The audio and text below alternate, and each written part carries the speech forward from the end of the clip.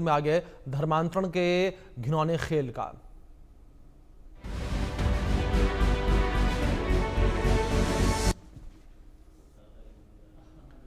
खबर इस बीच लखनऊ से निकलकर सामने आ रही है, जहां छांगूर बाबा से जुड़ा हुआ एक बड़ा खुलासा हुआ है। नीतू उर्फ नसरीन के 8 बैंक खातों का पता चला है। एक बैंक खाते से 5 करोड़ का संदिग्ध लेन देन मिला है और जलालुद्दीन के 6 बैंक खाते सामने आए हैं और विभिन्न फर्मों के नाम पर 8 बैंक के खाते खोले गए हैं। एटीएस और एसटीएफ को बैंक खातों की डिटेल फिलहाल नहीं मिली है। ये बड़ी खबर है जिस बीच निकलकर सामने आ रही है। पूरे मामले को लेकर लगातार जांच पड़ताल जो है वो की जा रही है। पूरे मामले को लेकर लगातार जो है जांच पड़ताल की जा रही है। इस तरीके से छांगूर बाबा का ये पूरा भांडाफोड़ हुआ, जो धर्म के आधार पर जो है यहां पर लड़कियों की खरीद फरोख्त करता था, धर्मांतरण करवाता था। यहां पर लगातार पुलिस की टीम पूरे मामले को लेकर जांच पड़ताल कर रही है, जहां छांगूर बाबा को लेकर ये बड़ा खुलासा जो है वो हुआ है। तो इस बीच छांगूर बाबा को लेकर एक और बड़ा खुलासा हुआ। छांगूर बाबा को करोड़ों की विदेशी फंडिंग मिलती थी। ईडी के हाथ जो है फंडिंग की जानकारी लगी है। छांगूर बाबा से पूछताछ अब ईडी और एटीएस भी कर सकती है। छांगूर बाबा से अब ईडी और एटीएस के द्वारा पूछताछ की जा सकती है। यह बड़ी खबर है जो निकलकर सामने आ रही है, जहां ईडी और एटीएस की टीम छांगूर बाबा से पूछताछ कर सकती है। यह बड़ी खबर निकलकर सामने आ रही है। ईडी और एटीएस की टीम जो है वो छांगूर बाबा से पूरे मामले को लेकर पूछताछ कर सकती है। यह बड़ी खबर है जो निकलकर सामने आ रही है। तो ईडी की टीम अब छांगूर बाबा से पूछताछ करेगी। एटीएस जो है वो भी अब छांगूर बाबा से पूछताछ कर सकती है। पूरे मामले को लेकर अधिक जानकारियों के साथ हमारे सहयोगी अभिषेक सिंह जुड़ गए हैं लखनऊ से। सीधे उनका रुख करेंगे अपडेट्स के लिए। अभिषेक, अगर बात की जाए छांगूर बाबा को लेकर तो लगातार जो है परतें खुलती चली जा रही हैं। पूरे मामले को लेकर लगातार जांच पड़ताल की जा रही है, लेकिन फिलहाल की जो जांच पड़ताल हुई है अभिषेक, उसमें क्या कुछ निकलकर सामने आया है और किस तरीके से अब एटीएस और ईडी की इन्वॉल्वमेंट भी पूरे मामले में? देखिए अभिषेक, ये पूरा मामला धर्मांतरण के मास्टरमाइंड छांगूर बाबा से जुड़ा हुआ है। कैसे बड़े पैमाने पर धर्मांतरण किया जाता था, गरीब मजलूम लोगों को पैसे का लालच देकर, अलग अलग तरीके के प्रलोभन देकर उन्हें धर्मांतरण के लिए प्रेरित किया जाता था और उनका धर्मांतरण कराया जाता था। मासूम ही भेजा जाता था और इससे जुड़ी हुई कई सारी घटनाएं। छांगूर बाबा की गिरफ्तारी के बाद अब जो जानकारियां मिल रही हैं वो चौंकाने वाली हैं। तकरीबन 100 करोड़ का नेटवर्क छांगूर बाबा चला रहा था। ये पैसे विदेश से आ रहे थे, उनका इस्तेमाल धर्मांतरण के लिए किया जा रहा था और इसके अलावा कई ऐसे दस्तावेज उसके हाथ लगे हैं जो ये बता रहे हैं कि छांगूर बाबा इस फंडिंग का इस्तेमाल किस तरह धर्मांतरण के इस जाल को बिछाने के लिए कर रहा था। इसके अलावा यूपी एटीएस को इस बात का शक है, यानी सूत्रों के मुताबिक जो जानकारी मिल रही है कि कई हिंदू लड़कियों को विदेश भेजा गया जिनके बारे में अब कुछ पता नहीं। जल्द ही छांगूर बाबा को prevention of money laundering act और मनी लॉन्ड्रिंग के चलते इन्फोर्समेंट डायरेक्टरेट के सवालों के जवाब देने होंगे और साथ ही साथ यूपी एटीएस छांगूर बाबा को रिमांड पर लेकर पूछताछ कर सकती है, जिसमें कई बड़े खुलासे आने वाले दिनों में होते नजर आ सकते हैं। जी अभिषेक, दूसरी ओर अगर बात की जाए पूरे नेटवर्क को लेकर, किस तरीके से पूरा नेटवर्क जो है वो ऑपरेट किया जा रहा था, क्योंकि कई जगहों पर यह भी जानकारी निकलकर सामने आ रही थी कि ये पूरा नेटवर्क जो है वो पूरे देश भर में फैला हुआ था। बिल्कुल, साउथ के इलाकों में अगर भारत की बात की जाए तो कई सारे मामले रिपोर्ट किए गए हैं और खासतौर पर विदेशों में और खाड़ी देशों में भेजकर इन लड़कियों का इस्तेमाल धर्मांतरण कराने और फिर उनके रिश्तेदारों को फिर से धर्म परिवर्तित करने के लिए किया जाता था। बड़े पैमाने पर इस नेटवर्क में कौन लोग शामिल थे, इसके तार अब यूपी एटीएस और यूपी पुलिस की टीम खंगाल रही है। छांगूर बाबा से विस्तृत पूछताछ होनी है, इसे रिमांड पर लिया जाना है और उसके बाद कई सारी बातें खुलकर सामने होंगी। जी अभिषेक, दूसरी ओर जिस तरीके से यह भी कहा जा रहा था कि जो छांगूर बाबा है उसके कई सारे साथी जो हैं वो अभी भी गिरफ्त से बाहर चल रहे हैं, उनकी भी गिरफ्तारियां हो सकती हैं, उसको लेकर क्या अपडेट है? बिल्कुल, कई ऐसे नाम हैं जो छांगूर बाबा के साथ हमसाये की तरह रहते थे। वो लोग इस मामले के खुलने के बाद से ही हाथ नहीं आ रहे हैं। यूपी एटीएस की टीम उनकी भी गिरफ्तारी में जुटी हुई है और जल्द ही इस नेटवर्क के बाकी लोगों के भी को भी हम सलाखों के पीछे देखते हुए नजर आएंगे। एक बड़ा ऑपरेशन एटीएस द्वारा पूरे देश भर में भी किया जा सकता है। झांगुर बाबा ने जिस तरह इस नेटवर्क को स्थापित किया, इनसे कौन लोग जुड़े हैं, लेकिन ये सारी बातें झांगुर बाबा ही बता पाएगा। लिहाजा अब झांगुर बाबा को जल्द ही रिमांड पर लेकर पूछताछ करने की तैयारी तेज हो गई है। जी, जाहिर तौर पर अभिषेक एक बड़ी कार्रवाई यहां पर की जा रही है, लेकिन दूसरी ओर अभिषेक जिस तरीके से इस पूरे मामले को लेकर बात की जाए तो क्या अभी तक कोई ऐसा आंकड़ा सामने आ पाया है कि इस आरोपी के द्वारा, जिसके द्वारा लगातार एक घिनौना खेल जो है खेला जा रहा था धर्मांतरण का, कितनी लड़कियों का धर्मांतरण अभी तक ये करवा चुका है, उन्हें बहला फुसलाकर या जबरन? देखिए, जैसे जैसे केस रिपोर्ट हो रहे हैं वैसे वैसे आंकड़े भी सामने। 15 से ज्यादा मामले लखनऊ में उस दिन रिपोर्ट किए गए थे, जिसमें अलग अलग जगहों के मामले थे। हमने एक विस्तृत रिपोर्ट भी दिखाई थी इसके बाद रिपोर्ट के बाद, और इस तरह से सामने भी यार जो पहले ठगे गए धर्म के नाम पर, उनका धर्मांतरण करा दिया गया, लोभ लालच के नाम पर, शादी के नाम पर, किसी और बात के नाम पर, साइकोलॉजिकली उन्हें टॉर्चर करके।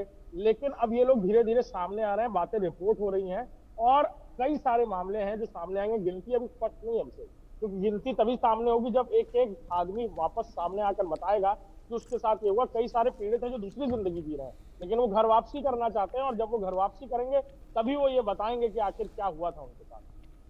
जी बिल्कुल अभिषेक, दूसरी ओर जिस तरीके से अगर बात बैंक खातों को लेकर की जाए तो लगातार ये भी जानकारियां सामने आ रही हैं कि कई सारे बैंक खाते जो हैं वो पाए गए हैं, जिसके अंदर करोड़ों की लेन देन जो है वो भी मिली है। बिल्कुल, हमारे पास सबूत और दस्तावेज दोनों हैं जी। हम दिखा भी रहे हैं अपने दर्शकों को कैसे 100 करोड़ रुपए का ट्रांजैक्शन है झांगुर बाबा के बैंक खातों में। इसके अलावा कई ऐसी डिटेल्स हैं जो डरा देने वाली हैं। झांगुर बाबा के पास पैसे की कोई कमी नहीं थी, और साथ ही साथ लॉजिस्टिक सपोर्ट के लिए कई सारे लोग विदेश से भी आ रहे थे। लखनऊ के एक होटल में झांगुर बाबा रुका हुआ था कई दिनों तक, तकरीबन 70 दिनों तक कमरे बदल बदल कर उसी होटल में रुका हुआ था। उसके साथ एक महिला भी मौजूद थी। कुछ लोग मिलने आते थे संदिग्ध परिस्थितियों में।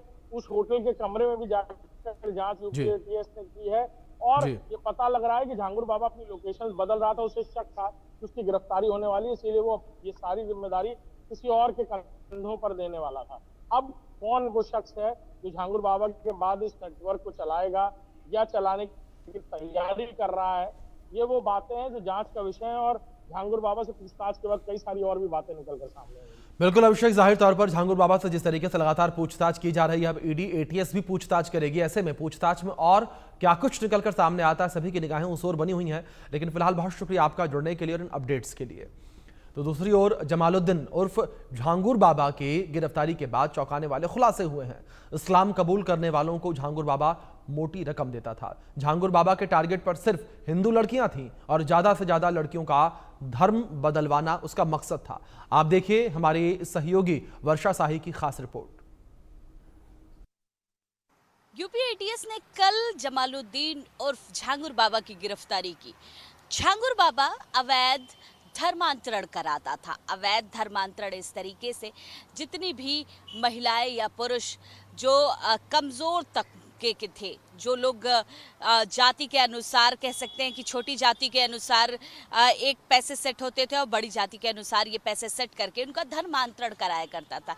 अक्सर झांगुर बाबा अपने पीर बाबा बनकर अपने कार्य को आगे बढ़ाया करता था। झांगुर बाबा की गिरफ्तारी के साथ 3 लोगों की अन्य और गिरफ्तारी हुई, जिसमें महिला भी है, जो महिला लोगों को भ्रमित करती थी और भ्रमित करने के साथ साथ उनका अवैध धर्मांतरण कराया जाता था। अवैध धर्मांतरण कैसे होता था? झांगुर बाबा पूरी तरीके से एक किताब भी लिखकर उसने रखा था, किताबों को भी डिस्ट्रीब्यूट करता था और बताता था कि क्यों धर्मांतरण करना चाहिए।